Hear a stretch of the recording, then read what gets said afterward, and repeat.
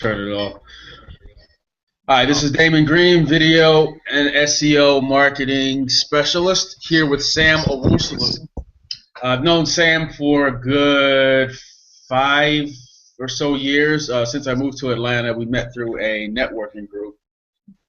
Sam's a real smart dude. He's been around the block a couple times, had some successes, had some failures, just like the rest of us. But he's got some really, really cool things going on now. And I finally was able to tie him down for at least half an hour to share what he's doing with you guys. So, Sam, thanks for joining.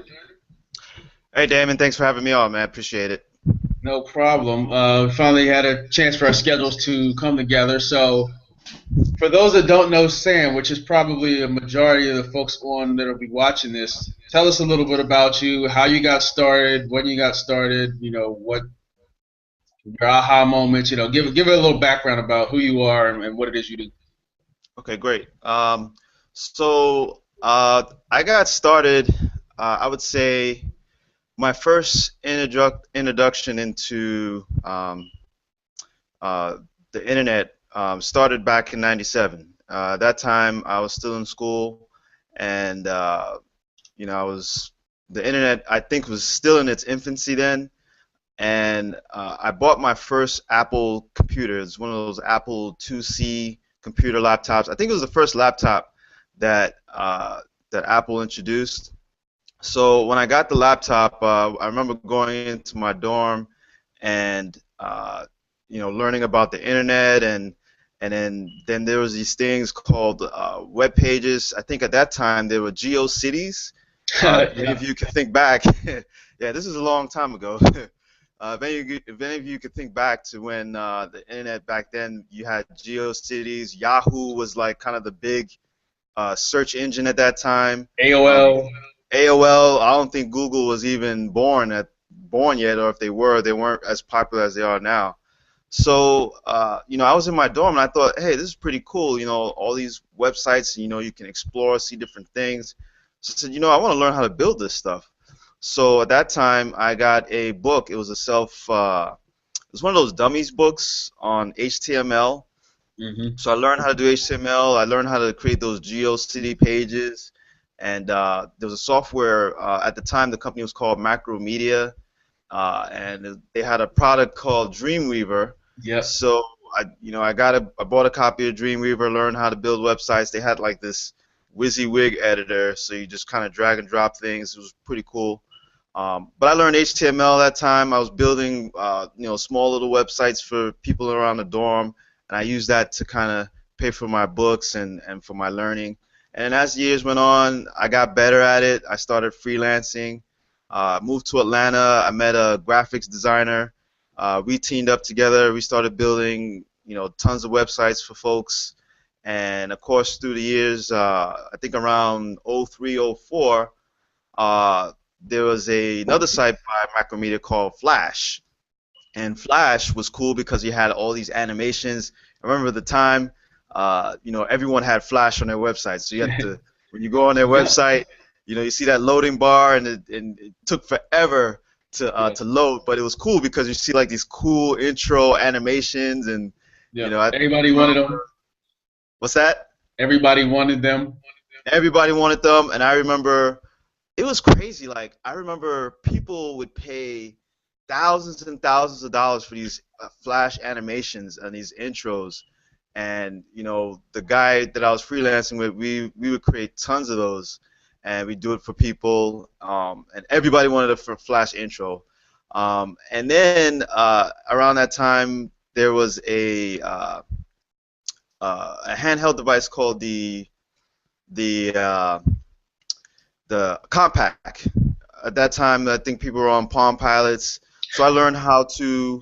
Yeah, I remember You're before this was dating before even the yourself. iPhone, and those things were kind of big and clunky. Yeah. Um, so Flash had a little plugin where you can create apps, not apps, but they were like mobile applications. So I learned how to do that. I taught myself how to do that, and I created a mobile app, my first mobile app at that time.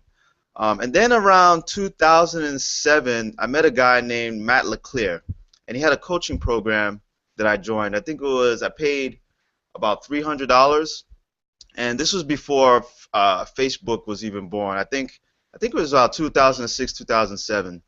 And in this coaching program, there's other people in the program, and Matt LeClaire pretty much spurred my interest for internet marketing. That my whole internet marketing interest and background started because of him, and he pretty much predicted that social media would take over, that you need to learn how to build communities.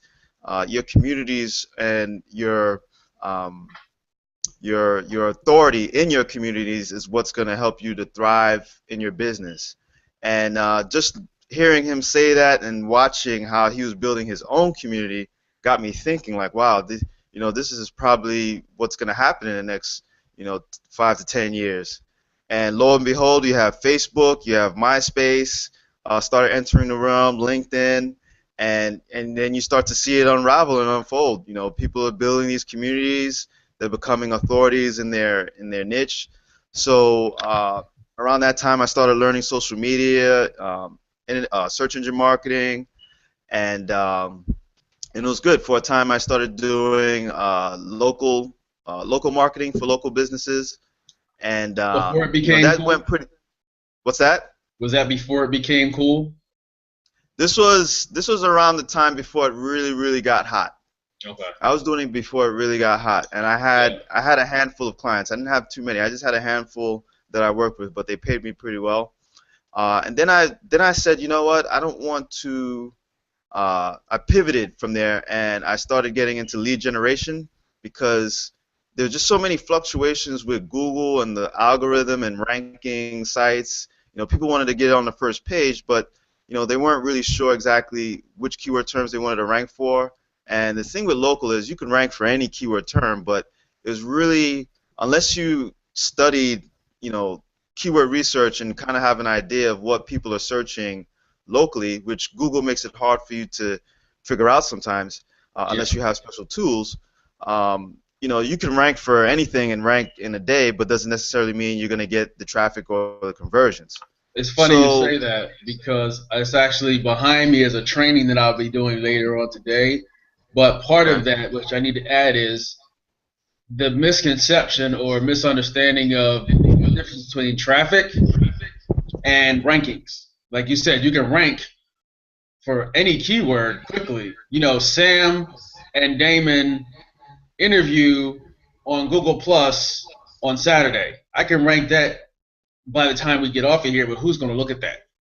right, right, Whereas exactly, traffic there's even different types of traffic too. You get traffic, you don't want any traffic, but right. it's just interesting you say that because that's actually what this behind me is. What I'll be working on later. So Yeah. Yeah, yeah. I mean, I had, like, for instance, I was working with a local guy here that he built fences for homeowners. So, I had him ranking for different types of keyword terms around fencing in local cities. And it was just interesting to find out which keyword terms people were finding. And sometimes it's hard because a lot of people, when they search, they don't really remember what they typed in to find you. So when you survey them and you ask them, hey, how'd you find me? What'd you put in on the search engine? They don't remember. So sometimes it's hard to find those exact keywords that converted that caller into a customer. So hmm that was, kind of a little bit of the issue of trying to find these keywords. But, I found that, I didn't want to rank for keyword terms for these local businesses because there's just a lot of pressure to, get the content to rank. And then you had all these issues with Google, of course, they were so, I don't know, we talk about Google like it's this person, but it's a computer, it's an algorithm. It's Yes, an it is. algorithm. Yeah, we talk about Google like it's this person that I it's never thought about it sitting that way. behind the That's true. screen. Yeah, like it's this person sitting behind the screen, and whenever they feel moody or whatever, they just change things up. But it's an algorithm, and the algorithm changes however often it does. But I didn't want to be a slave to these changes all the time because your income depends on whether or not these your keyword terms are ranking and whether or not your local clients are getting the traffic and conversions that they want.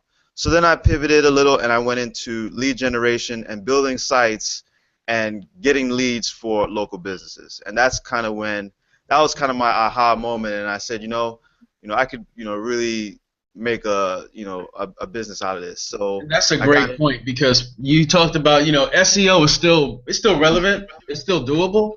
But I've said from the time that I put the takeover together back in what was that, 2011, and folks are like, "Oh, we can rank you, or I'm going to get you ranked," or they're going out saying, "I can get your website ranked." Who cares? Like, does a painter or a plumber really know what being on the first page of Google means? Probably Right, not. But what they do know is when I'm getting phone calls of people that need my service, that they understand. So, right, however you get the leads doesn't matter. So, right, SEO is just a way to do it. If right, that's all you do, that's fine. But understand, when you talk to a business, you got to take the geek hat off. You have to talk business and money.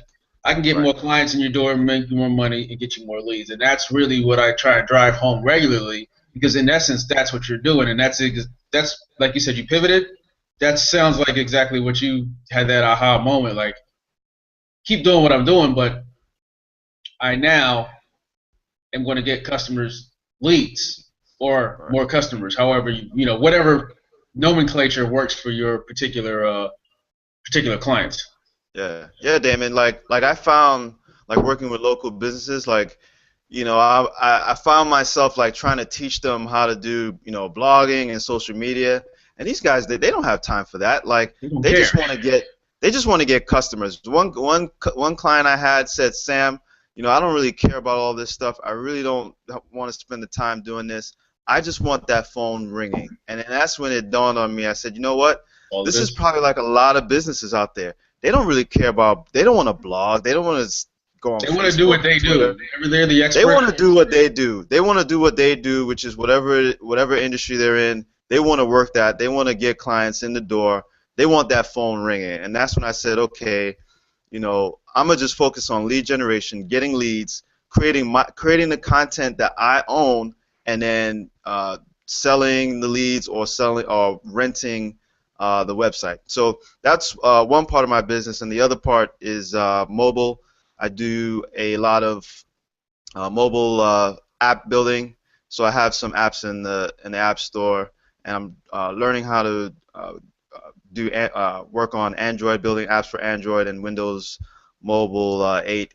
So that's another side of my business. But those are the two that I'm focusing on right now: is lead gen and mobile app development. And a question on that, because the last expert I interviewed was Bertram Heath. He's up there in New York. Excuse me. And I actually talked to him about this too. He's actually using an app for his this small city. So say we're in Georgia. So say he took Douglasville's a little too big, but say he took Douglasville, Georgia, and he created an app for Douglasville, Georgia businesses and schools and all that. And everybody downloaded the app because it's a really small town.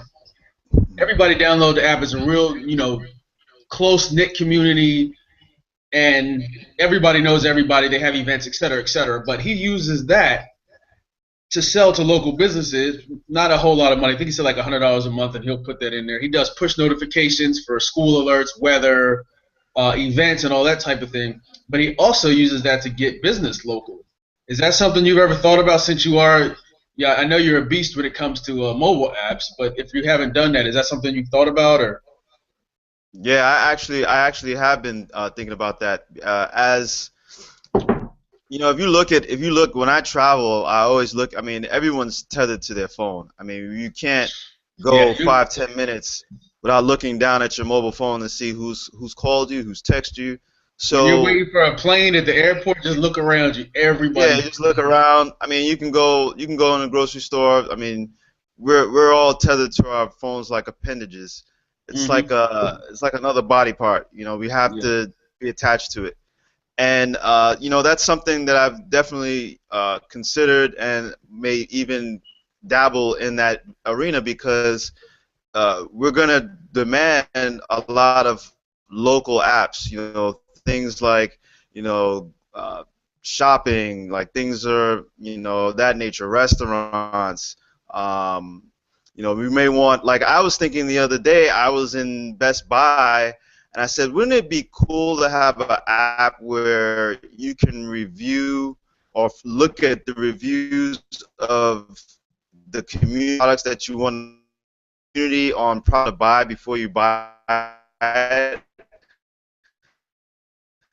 Like, there are many times where I'm looking at something at Best Buy, like, man, I wonder what I'm like, man, I wonder what people, more information, like ready information that's readily usable to the end user. So yeah, I'm definitely considering going in that direction with part of my app business. So it's something that I'm looking forward to pursuing.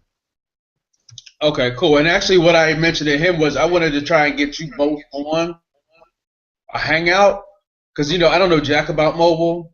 If I need to know mobile, I pretty much talk to you, or I talk to you. Mm. So to get the both of you guys on, and you share what you're doing, he shares what he's doing, and come together with some sort of idea or something.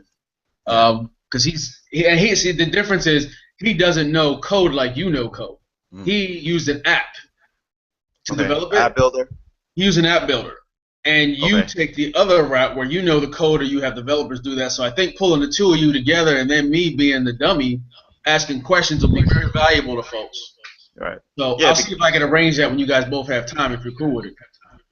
Yeah, that would be great because and even another thing too is that even a part of my business is lead generation. Mobile apps fits really well into that as well because you have so many people that download apps that use their mobile phones. Lead generation is something that's so untapped with mobile apps, and no one's even thinking in that direction. So I'm going to be doing a lot in 2015. I'm going to be doing a lot of experimenting and testing with lead generation and mobile app development on a local level and on a wide scale global level. So that's something I'll definitely Okay. be Because I'm doing in actually looking. I'm going 2015. to be testing some local mobile, not mobile apps, but mobile traffic from Facebook, from Google. I looked at my stats from some videos.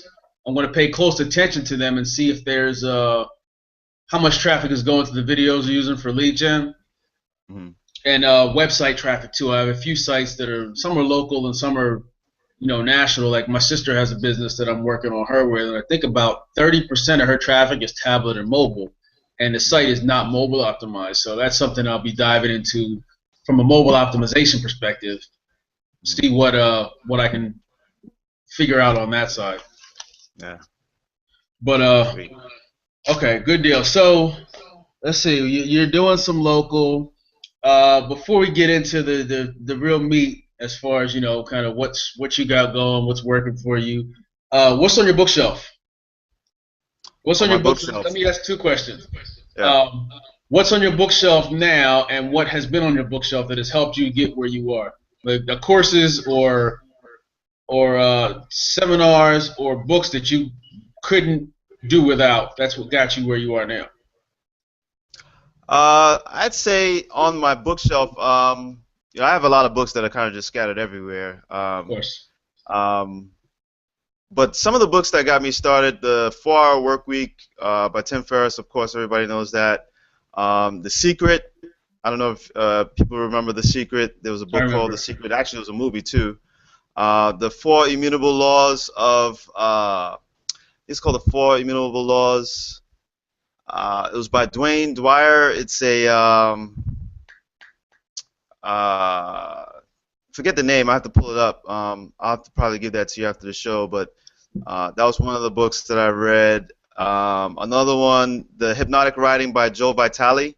I wanted to learn a little bit of copywriting and kind of just create like my own writing style and voice. So Yeah, that I've got a that few book of his was books. yeah that was a book that was recommended to me. And another one by Larry King. It's called How to Have a Conversation with Anyone Anywhere. Because I'm kind of like an introvert, so Yeah. when I go to networking events, I gotta try to find ways to, communicate with people and network and build relationships. So Yep. we sit behind a computer and we don't have no interaction with anyone, and socially that's not good. Yeah. You got to go out there, you got to network with people, you got to interact and start dialogue and Events. start you know rapport. So that was one of the things I wanted to do as uh, a self improvement aspect, because I do a lot of self improvement, self development, Yep. try to make myself better. So that was try to do that.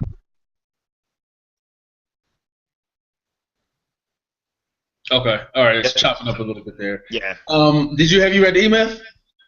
The E Myth. I think I listened to the audiobook. Is that by Michael Gerber? Yeah. Yeah, yeah. That was a long time ago. I think I listened to the audiobook. Yeah. I just read it this year, and I wish I read it a long time ago because I should have. Yeah, But it put a lot of things in perspective for me, and it's been extremely beneficial. Actually, I listened to it in the car on the way back and forth, stuck in traffic going to work. yeah. And actually, there's a book that I have now that actually last week was Thanksgiving. Before I went home to Thanksgiving, I was on my Facebook page, and Bill Cousins mentioned something by Brian G. Johnson called the Trust Funnel. Okay. I highly, especially with where you're going now, I highly recommend. And I know we had some discussions yesterday on the phone, but based on what we discussed on the phone, I highly recommend you grab that. I grabbed the Kindle. I Okay. like physical books, but because I needed some airport reading material, Yeah. I grabbed the Kindle. It's called The Trust Funnel by Brian G. Johnson, but it's Okay. definitely recommended reading for even it's more so geared towards information marketing, but Okay. it also applies to just marketing in general and gaining trust of your audience and building out your funnel and basically how when you get people to like you and trust you, there's really no hesitation for them to kind of follow along, build a tribe, etc. So really, Okay. really, I haven't finished it. I think I'm on. It's like 260 some pages. I'm on the 100 and some change. I'll read a Okay. little more today, but Who's who's the really, author really of good that? book. Who's the author? Brian G. Johnson. Brian G. Johnson. Okay. Yes. If you Brian look G. up the Trust Johnson. Funnel in Amazon or Kindle, it should pop right up. But Okay. really, really, really good book. Um, So you've had successes, and I like to put this in there because we're real people. I beat to death, my situation, my successes, my failures, my falls, all that good stuff. I'm human. I think you're human too. So give us a couple of examples of some of your harder times or failures that you thought something was going to work and it didn't work, or just something that kind of made you stop and think, and you brushed it off and you kept it moving and you went to move on. Okay. I could tell you about a success that turned into a failure. That too. Yeah.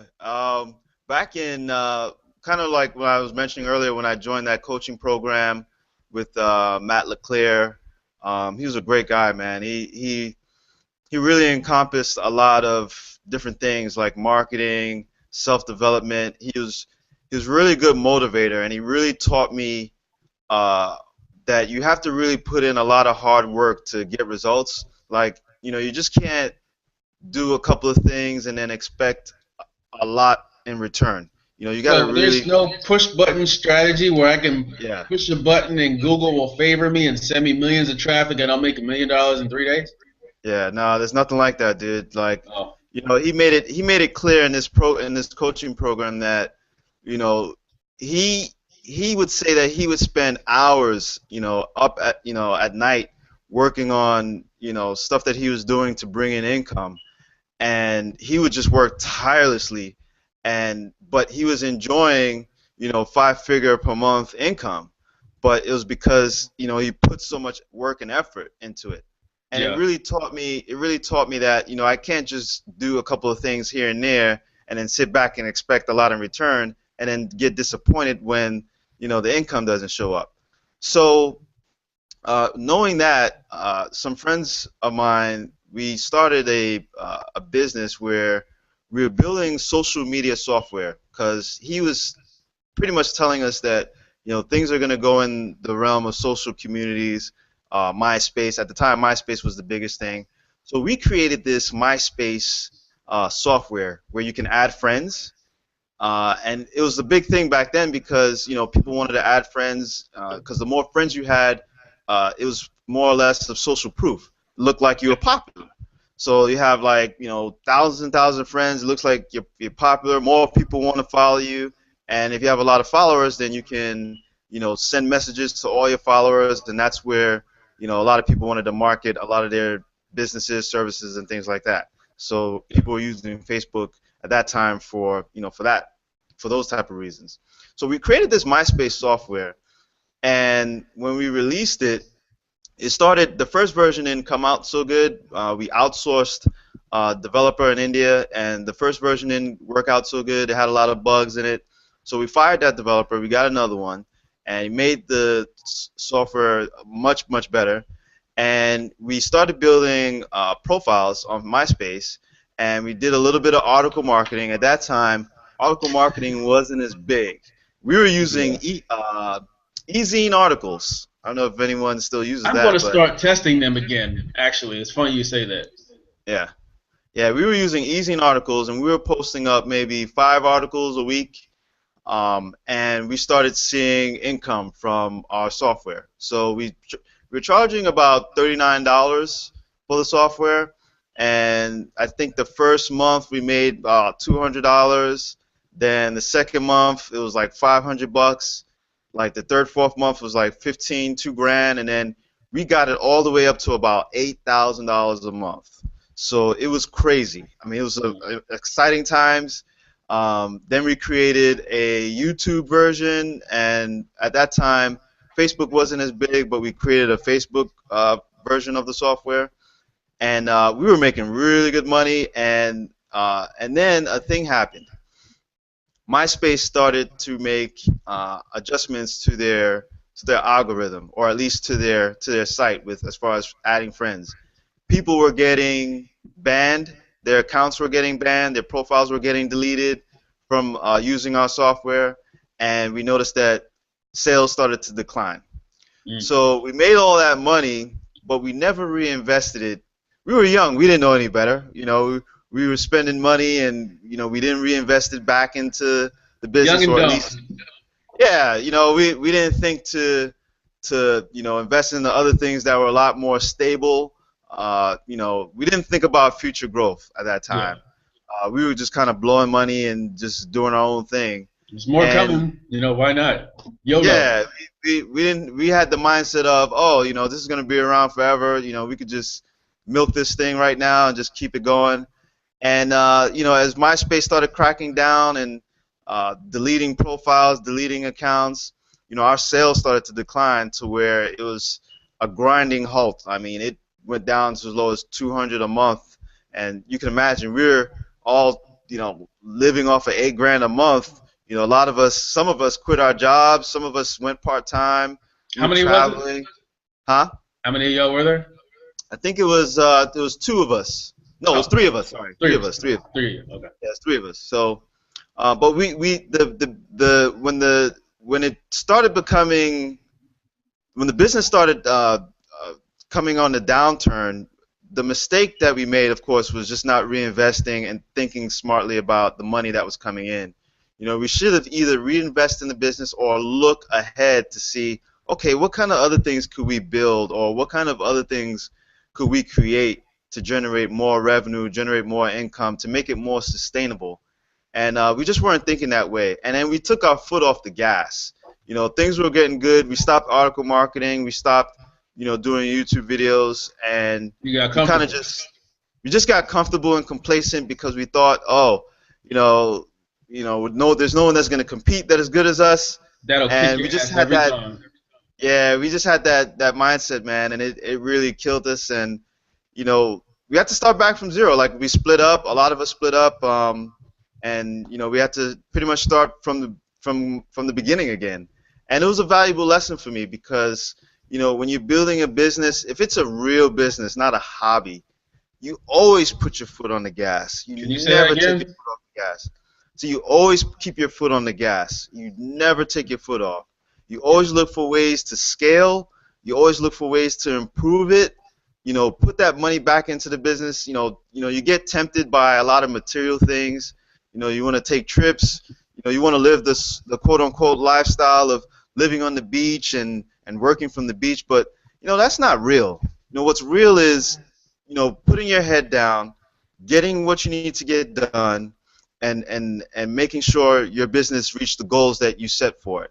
Of course, I'm not saying that you don't take breaks, but don't go crazy and take month-long trips when you really can't afford to, or your business is not in a position to be able to to do those kind of things. You You got to hustle so really you can grow. get in a position to be able to do that. Yeah, Which you gotta really grow. You gotta really grow your business, and you gotta have a good enough cushion for yourself and for the business before you start getting involved in extracurricular activities outside of yeah, your work. So that was a diversify. valuable Don't put lesson. all your eggs in one basket too. That's another. Exactly. You gotta diversify. So that was a valuable lesson for me. It was a success, and it was a huge failure because had I reinvested some of that money into other things or into other opportunities, I mean, I would probably, who knows where I would be right now. So, Yeah. and maybe it was good that it did happen because, Now I learned it early. Yeah, exactly.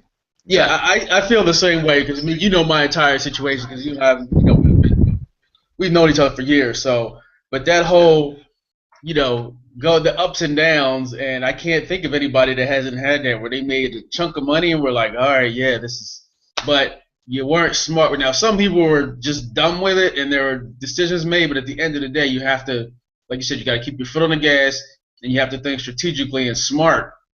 And that's how Tommy. I was talking to Tommy, and Tommy has spoke about how very, very, very well known dude and myself started out together. And Tommy was like, "Yeah, I known this dude forever. I known you for longer, and you guys came up around the same time, and he's making seven figures now." And it wasn't coming down on me. It was just like we both know, all of us. We have these discussions. We realize we made our mistakes, but now we know we're not going to do that again. Right. So, it's all like you said, being smart. And I mean, as you age, you become, well, you should become wiser. Put it that way. Yeah. Well, those failures. I mean, I think it's good to have. People think, oh, it's bad to have failures. No, it's actually good to have failures because those are learning lessons. That's how you learn. That's how you grow. You There's can't no really success grow. without failure. Nobody that's Exactly. successful can't say they failed at some point in Exactly. time. And even when that's the other misconception, even when you are successful, there's still shit going on that's not really. You can be like, you might have Right. money, but money's not the solution. There's relationship problems. There's all types of other things. So it's always something. Right. It's Money always just kind of helps you get through some things a little easier. right. Yeah. I mean, the failures are gonna help you. The failures are gonna open your eyes to a lot of things. And if you're a person that has a critical you think and you analyze things, you're gonna take a step back and say, why did this fail, or what did I do wrong? And then once you address those reasons why you failed, then it's up to you to say, okay, well, what do I need to do to get past these failures and move forward and get myself back on the right track. Exactly. So that's the whole point of having failures, so that you can be able to think critically and then make the appropriate decisions to move yourself forward in the right direction. You know. Yep. Okay, so let's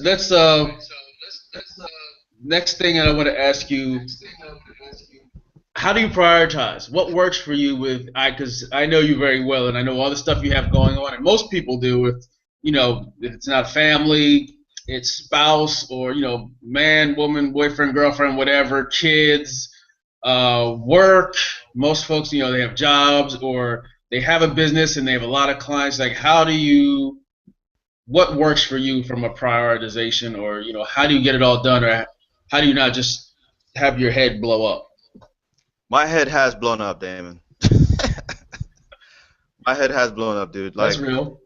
it's like you can get. There's so many distractions. Like, you really have to have clarity, because there's so many things that are going on in the world, and personal things, business.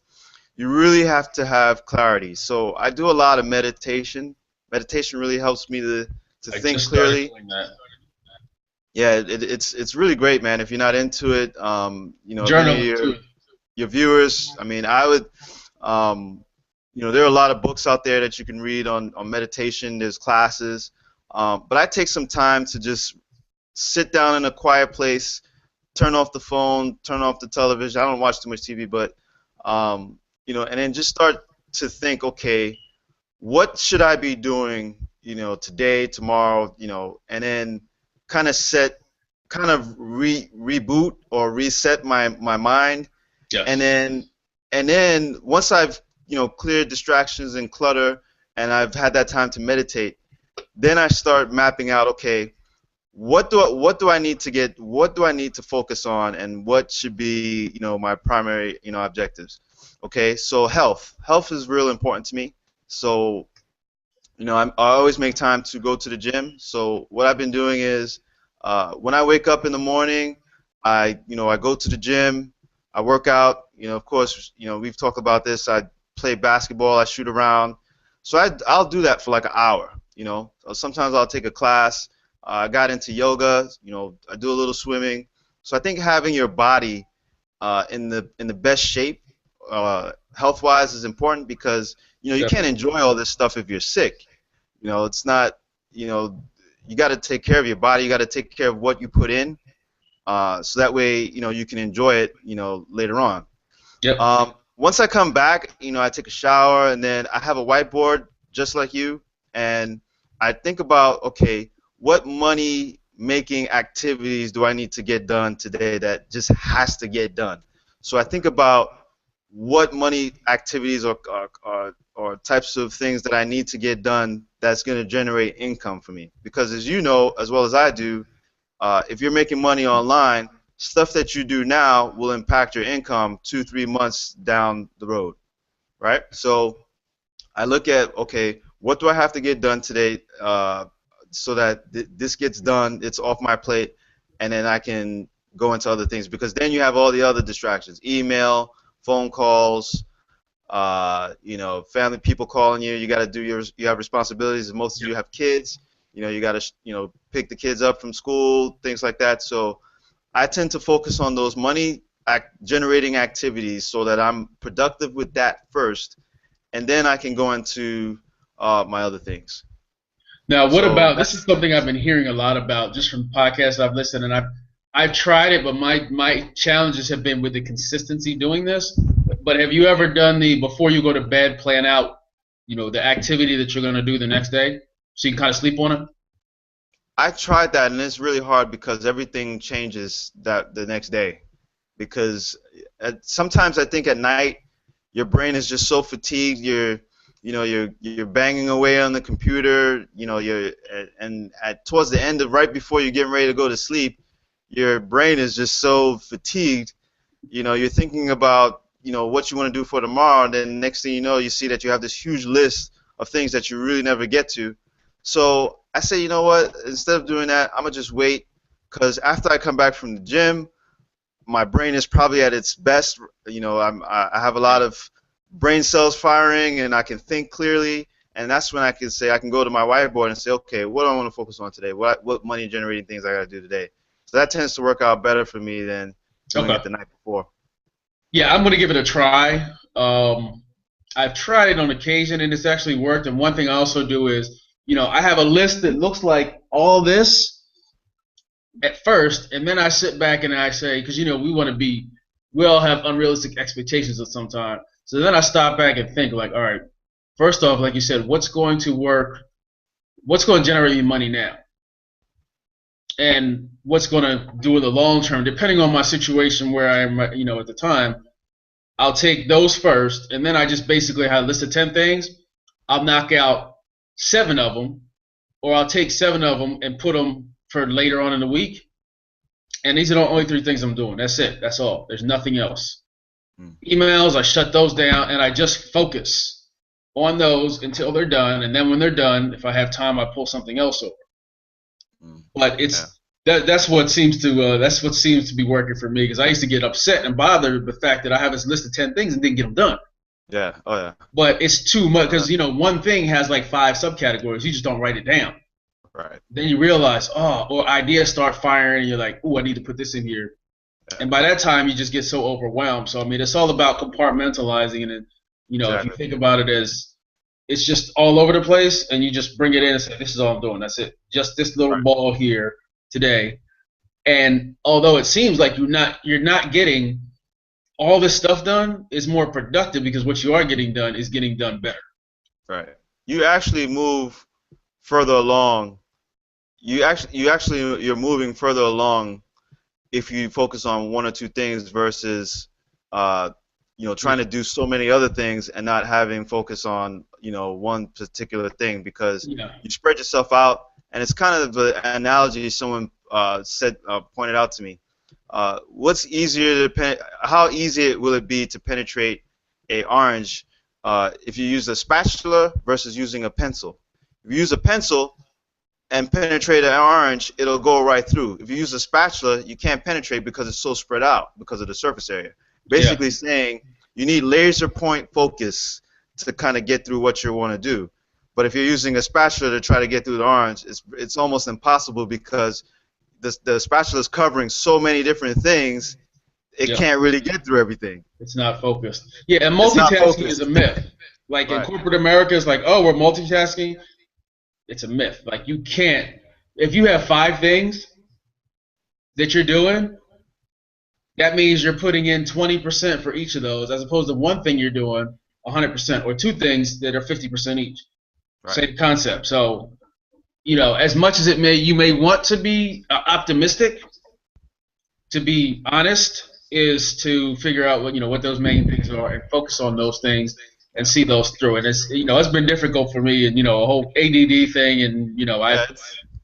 It's hard for all of us. I mean, all of yeah, us that are entrepreneurs, we see so many things online, so many ways to generate money, and we call those bright shiny objects, and we're like, man, I can do this, and I can make a ton of money doing this, and let me do this, and you leave what you're doing and you go focus on that, and then you kind of something happens and you get a little doubt, and then you're like, let me go back to what I was doing before, and then and you're like, oh, let me just go back and do this. I can do this and make a ton, make quick money over here. And you start going back and forth. And yeah, like you said, you're putting 20% effort into the things that you're doing, and you don't have that focused energy on that one thing that can, all it needs is just time and effort. And we get so distracted that those we don't see those successes that we would have if we just focused on just one thing or one or two things. yeah. And our mind doesn't wrap around. It's like, oh, if I get all this stuff, I get done faster. But in reality, your mind's tricking you because you don't. You got to Right. focus on those few things, and it's amazing once you actually do that, what actually gets done. Right. Right. So, all right, so let's jump into the main, the meat, the full course meal here. What are you doing locally that's working? Give us a little couple tips, a few secrets, softwares, what's working. And one question I know a lot of folks ask for, how are you getting clients?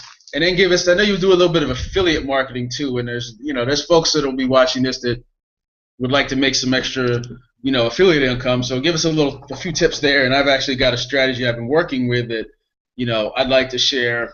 It'll actually be in the show note. All this information will be in the show notes, but I'm going to put this blueprint in the Okay. show notes as well. So give us a little meat. All right. So with the lead generation business that I'm doing right now, I'm working in a niche, and what I'm doing is I'm generating leads for a local business. And what I've done is I've pretty much created the content around this niche locally, and it's pest control.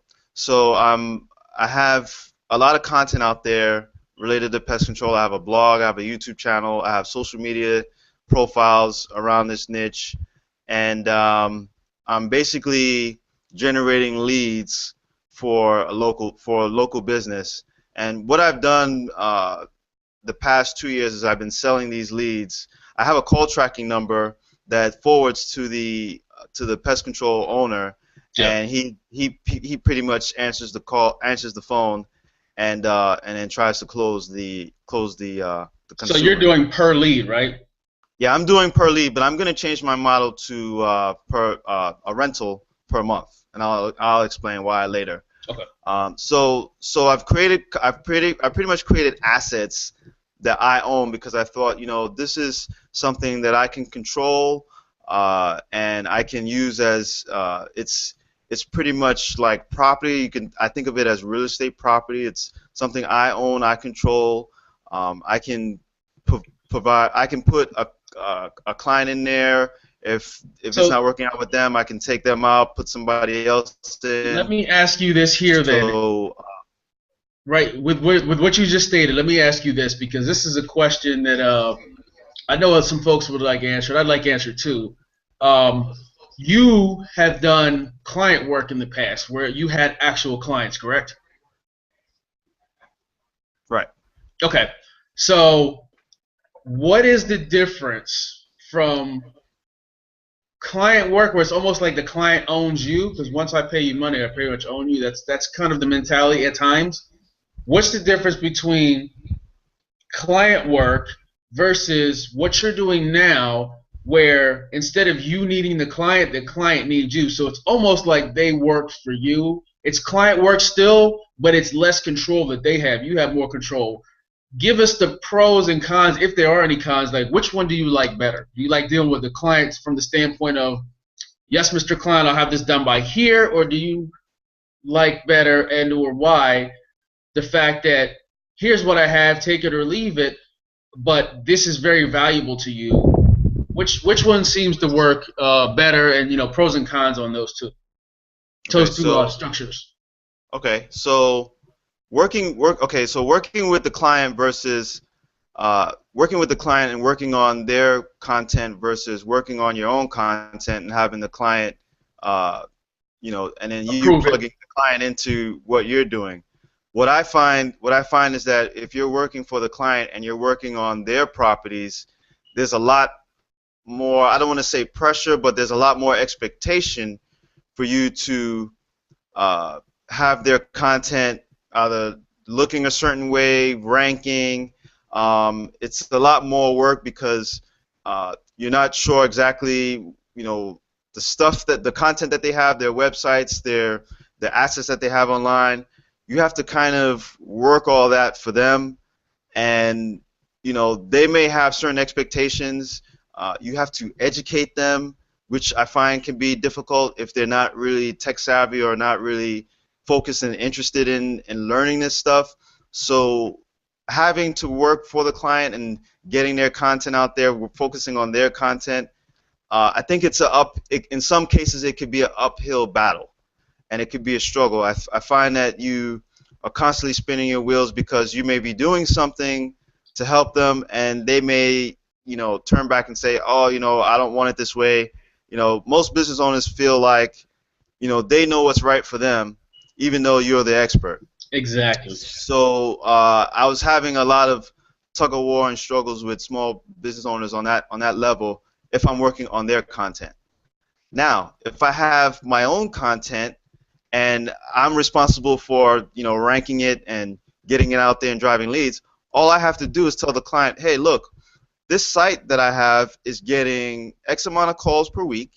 It's generating this amount of callers from this geographic area that you serve.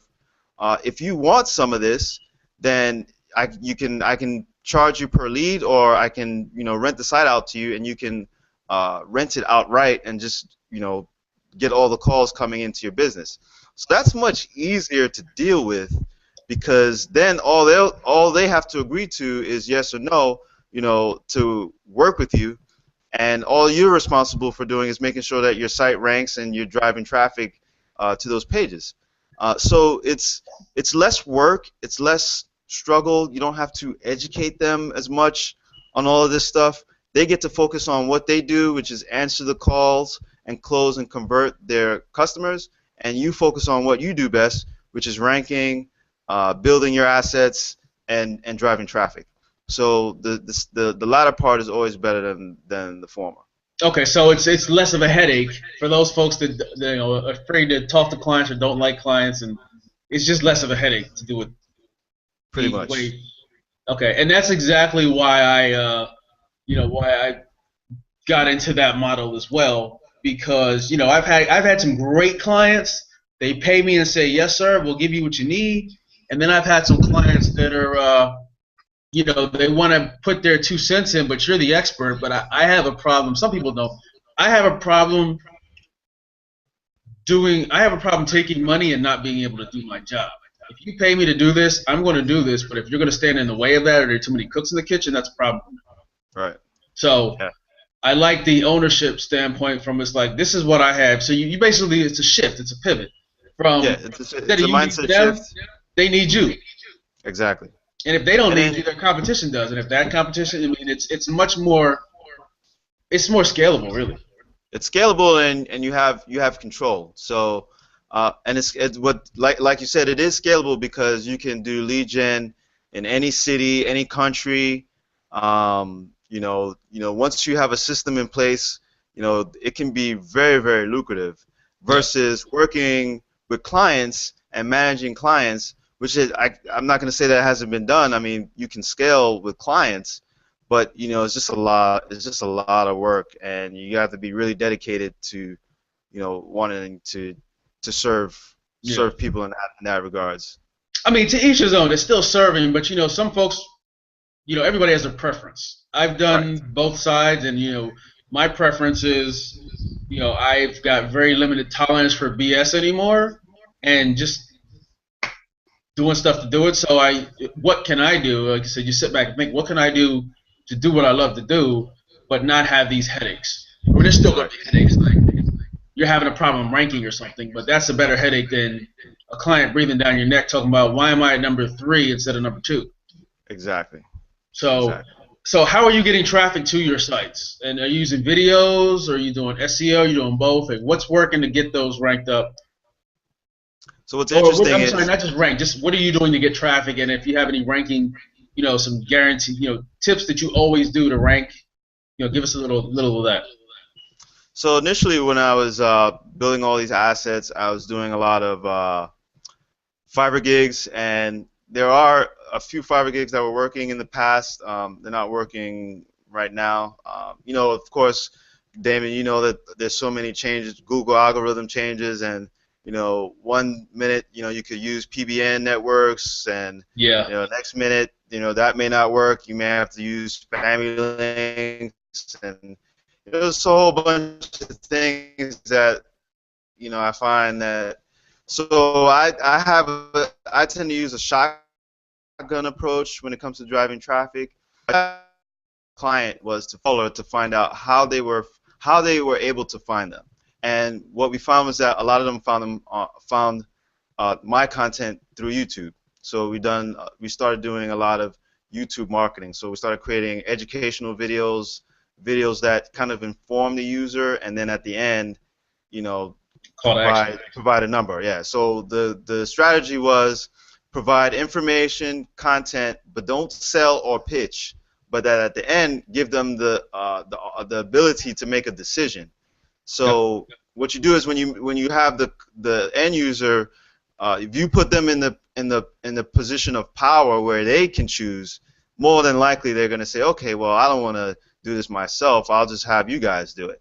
But if you pitch them, already their defense mechanisms go up. They're like, oh, you're pitching me, you're trying to sell to me, so they no longer become interested. So what we find what's working is video marketing, but info video marketing. So we're just kind of educating them. So for instance, with pest control, we'll say, for instance, we had in the summertime, there's a lot of bees, beehives, wasps, and stuff like that in Yep. the Carpenter summer. bees.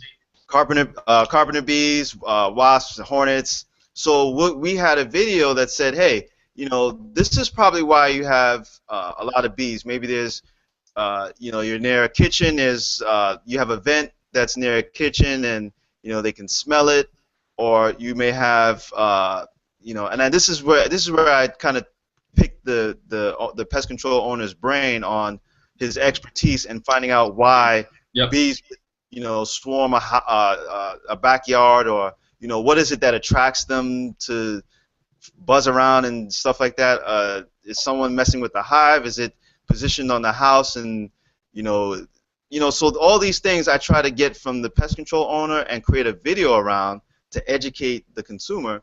So once they see that video, they identify with it. They say, "Hey, that's what's happening to me. I have that same problem." So what you want to do is you want to create that connection, and when Hmm. you create that connection with the user, they're like, "Oh man, these guys know exactly what's going on. I need to call them." So you're So at the end creating of the quality video, content. You're not just throwing up exactly. a video to throw it up. You're Yeah, actually because educating and everybody's doing that. Everybody's throwing up a video. So what yes. are you gonna do? What are you gonna do that's gonna separate yourself from everybody else? Yep. So we started. We did that in the past. We were just throwing up videos, but then we said, what if we educated people? What if we informed people and educated them on why this is happening? And have them relate to it. And then we found that we started getting a lot of calls. I mean, he got a lot of calls over the summer for bee removal, wasp Yeah. removal.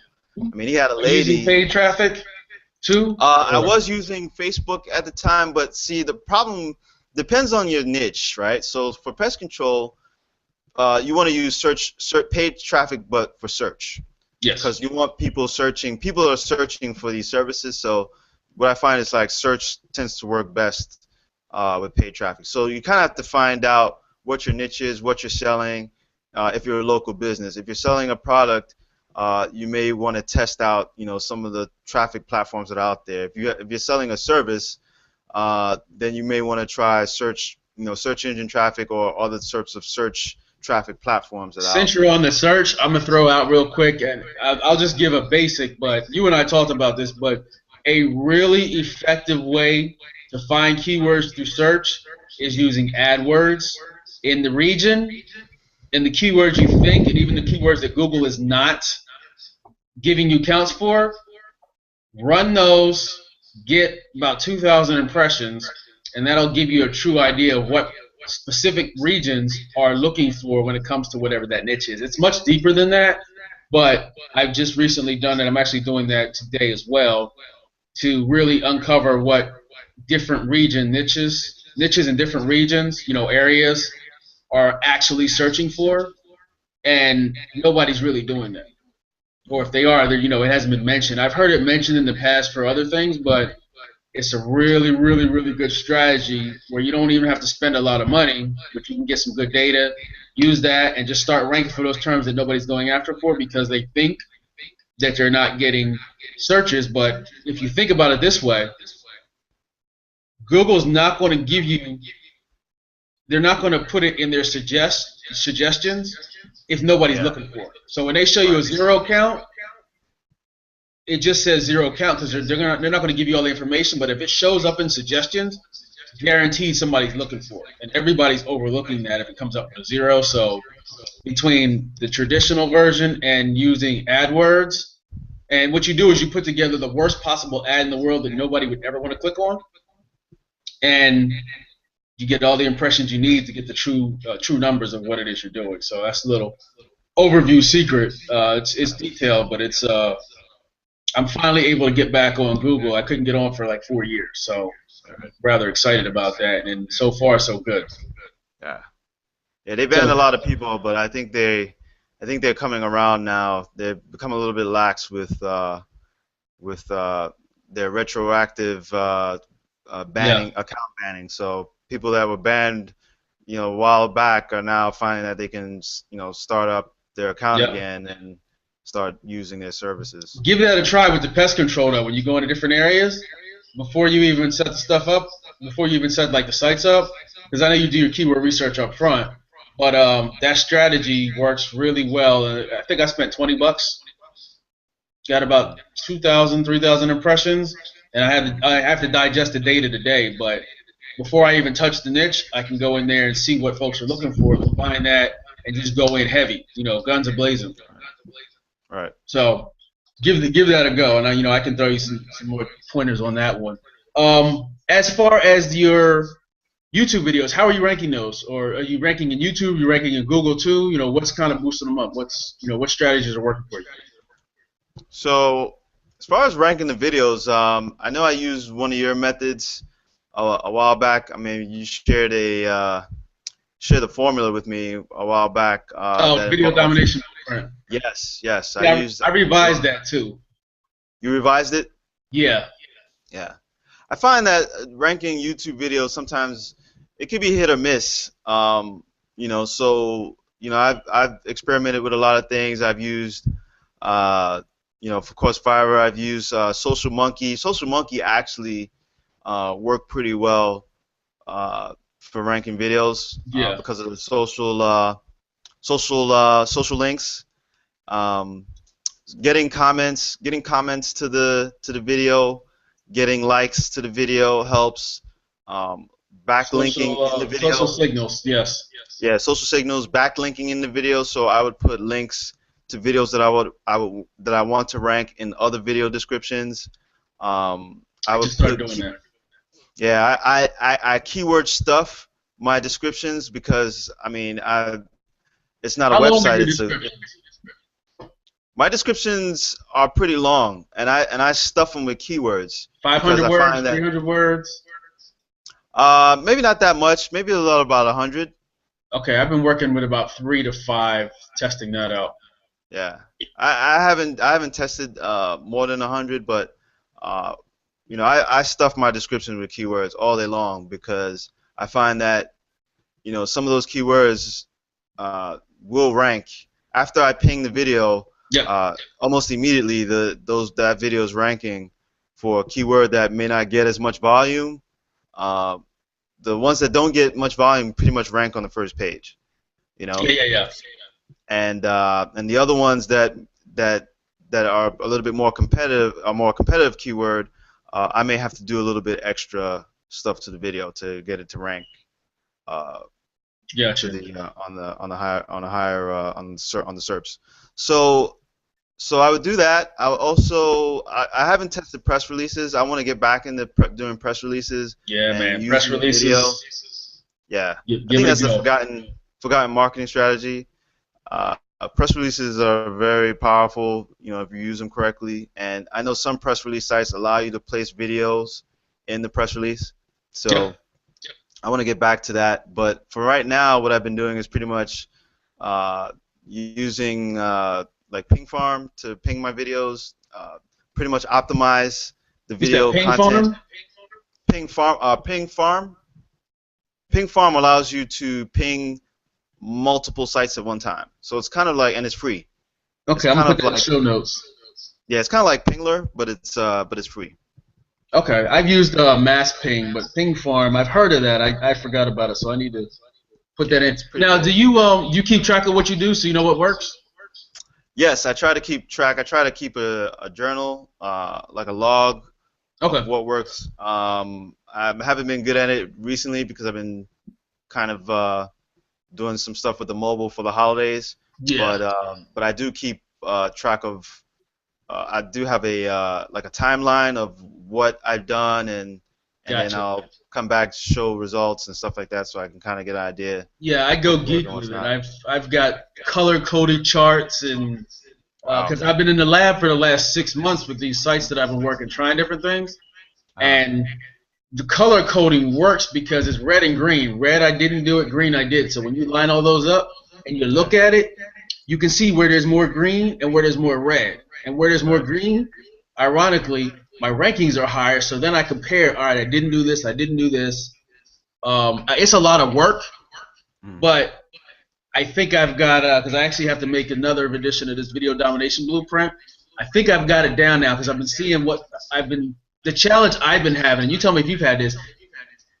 It's been much longer for my videos to rank. I basically have to be more patient as opposed to you hear the rank in 24 hours and like I've never cared about that.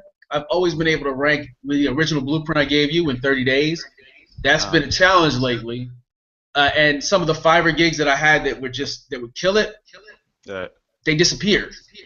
Mm. So that's no good. But I think I've got it down now. So that's I got to update that. But it's keeping a journal is imperative to knowing, as opposed to just throwing rice at the wall. Like it goes back to the focus. When I Right. know what works, or I know what works for 10 out of 12 of these videos, I can pretty much say, okay, this is the blueprint I'm going to follow from at this point in the game. It might change in 3 months, but it's working now. Right. Now I can hand it off to somebody or create a product and sell that, or just hand it off to a VA while they're creating Right. videos and go. But it's been Yeah, you always working. gotta Let me you always gotta share try. this with you real quickly, Okay.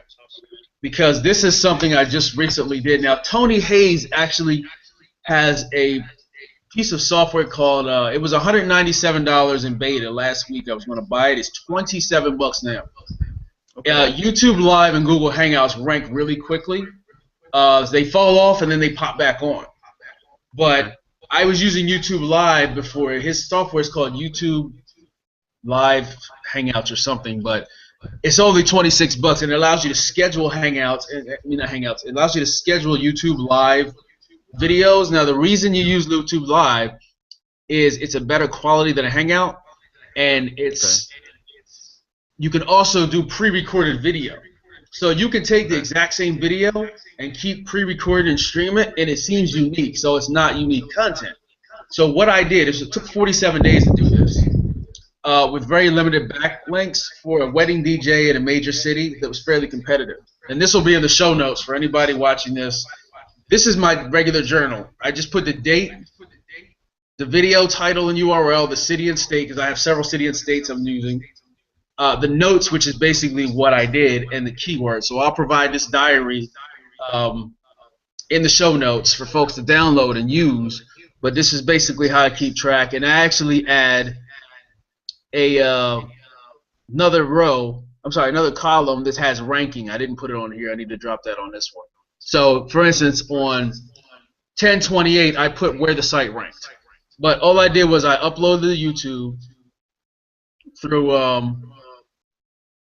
YouTube Live, and I used the editor to trim it out because I had some dead space at the end, so I used the YouTube editor to trim it out. I pinged it with Pingler. There's an embed, Fiverr embed that I submitted to. I think it submits to like 200 Web 2.0s. There's actually a better one on SEO Clerks that's 50 blogger blogs that I'm testing out, working really well. I submitted it to Reddit Video, which that's just something I'm testing. You can submit anything there. The Fiverr gig that I used for social signals was a wash. It didn't work well. QuarkServe has great gigs on Fiverr, and he's pretty consistent. So I got 600. I think that was social signals from him. Then I used Social Monkey to bookmark 9-day drip feed in the category lifestyle. I've been testing out having folks go in and search for the video when it's in the top 5 pages. Watch it, or click it, and watch it for engagement.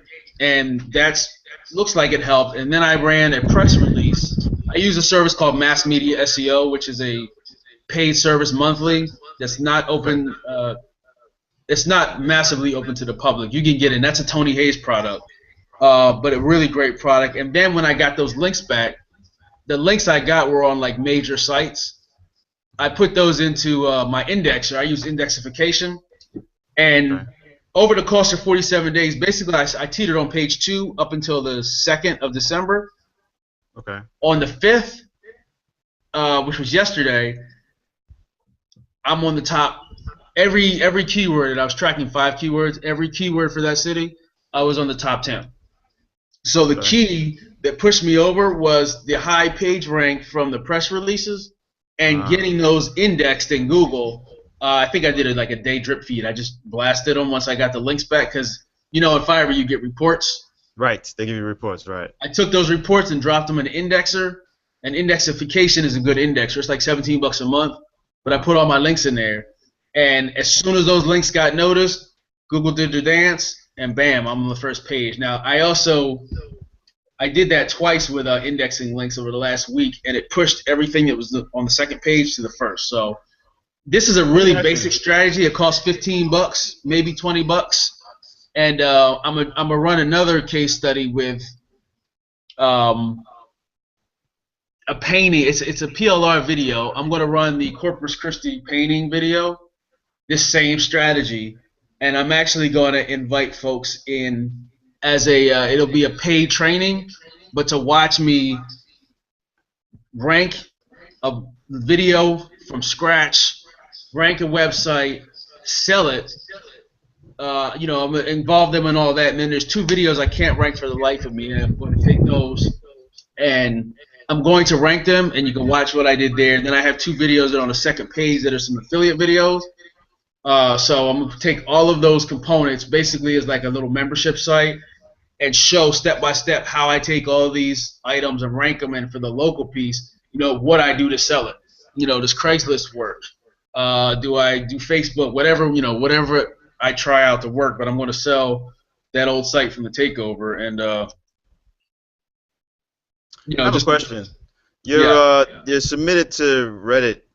Are you using your own Reddit profile, or are you using other people's Reddit profiles? Well, with let me see. With this one, I use my Reddit profile. It's Okay. very difficult to find somebody to. Um, there's a guy on Fiverr that I was going to give a try, but it's very difficult to find somebody that will actually like get you Reddit votes because Reddit is so strict. Like if you mess up once on Reddit, they just pound you and blast you. Wow. So I just figured in the video section, that's all Uh-huh. you do is submit video. So it's not frowned upon to submit your video. So I just figured, hey, Okay. let me try it. I submitted my video, and I don't know whether it worked or not. I don't know if it got any, but upvotes or not. But now that I think about it, what I could have done, just like I had this search and watch group, I could have folks give them the URL and say, hey, I need you to go here and I need you to upvote this and leave a comment. And because that's another thing I'm do in the near future is create from my subscribers.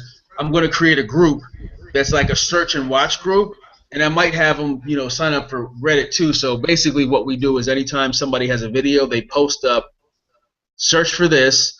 Here's the YouTube ID code, and make sure you're signed into Google.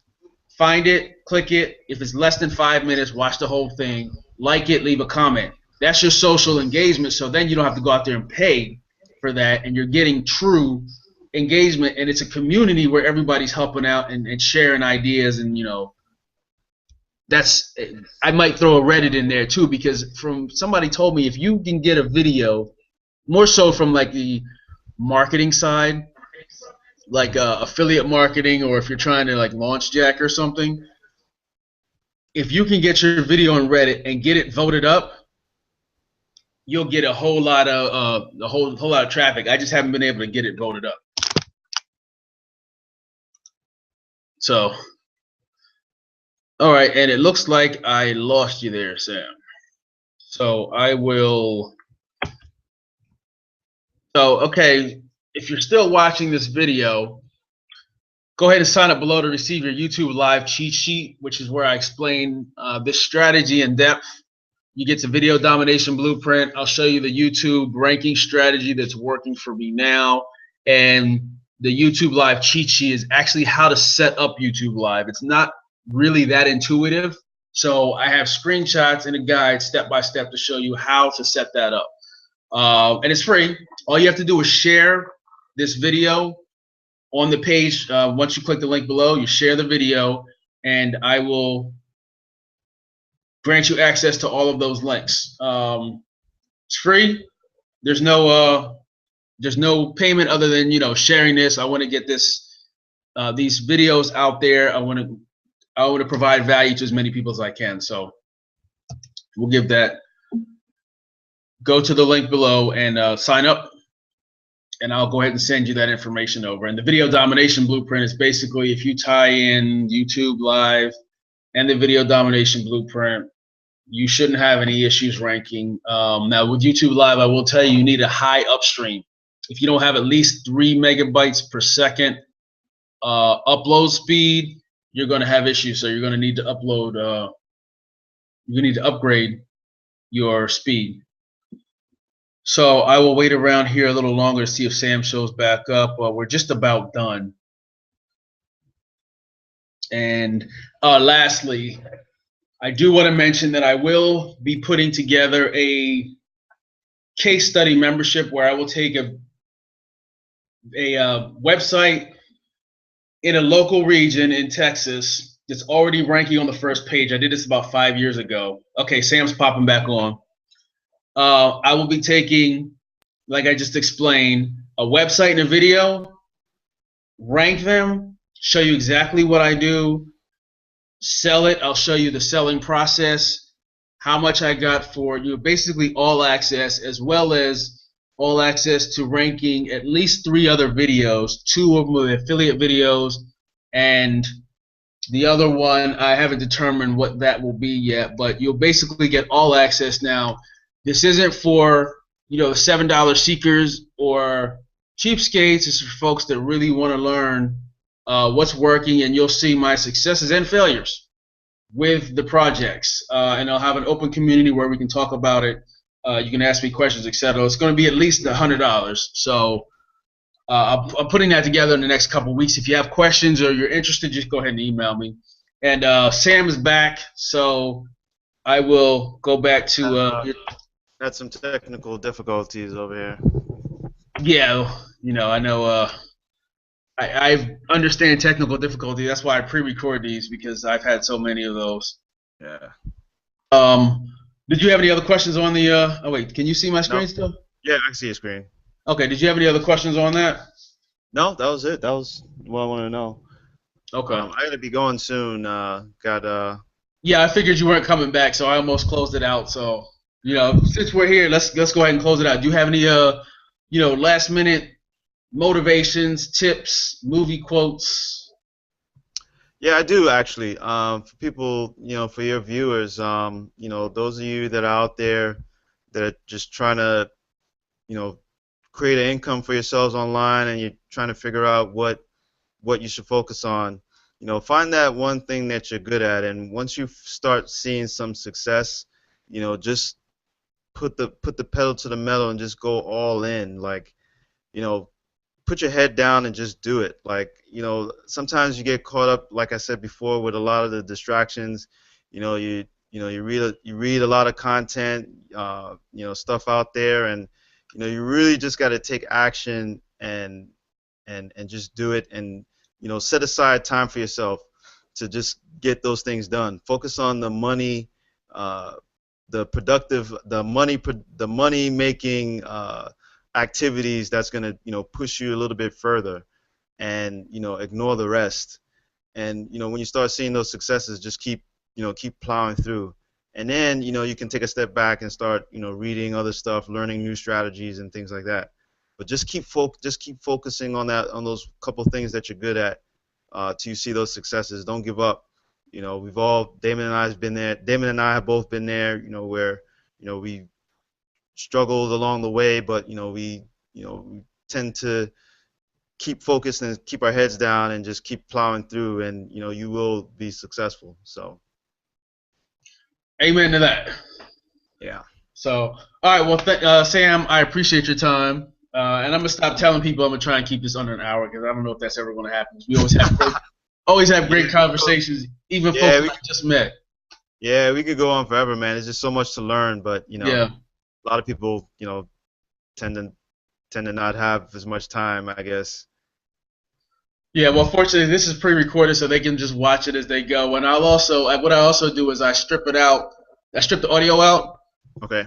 And put an MP3, but as I was saying earlier, for folks to get that, you have to go to the link below where you get the YouTube Live Cheat Sheet Video Domination Blueprint. And when you share the link below, on the page, it'll open up. You'll be able to get all of the show notes and the MP3 file as well. So. All right. Well, appreciate your time, Sam. We will talk soon. Look forward to having you back. I'm going to try and next time I get you back, I'm going to see if I can get you and Bertram on at the same time. Right. So you guys can talk about the mobile apps, because that really interests me. I've got some ideas going, but I want to kind of talk to the experts first. And that's one thing I've learned, and this will be my little insight here. I don't think I've mentioned this on any other calls. You don't have to do it all on your own. It took me 35 years to figure this part out. But if you can find an expert, follow the expert, somebody you like and trust, that knows or is where you want to be and knows what you want to know, and it makes the learning curve much smaller, and it boosts your level of productivity much higher, because if you're sitting behind an expert or you associate yourself with an expert, you can ask them questions or at least learn what they have. You don't have to do like I know I've done, and I know Sam's done on an extent, some extent too, is you try and figure it out on your own. You can't figure it out on your own, but it's going to take you a lot longer than if you go find an expert. And that's what I try and do now. Anytime I want to know something, I'll go straight to an expert within my network, or I'll hire a mentor or hire a coach. So if you can find a networking group, Meetup is great. That's actually how Sam and I met. Meetups are great, as well as find somebody that you follow. If they have a coaching program, pay them or ask them, hey, can I talk to you? They may charge you, they may not, but it'll lessen your learning curve and it'll boost you further. So, all right, I am going to sign off. Sam, again, thank you, and we will talk soon. All right, Damon. Thanks for All having right, me. take it easy.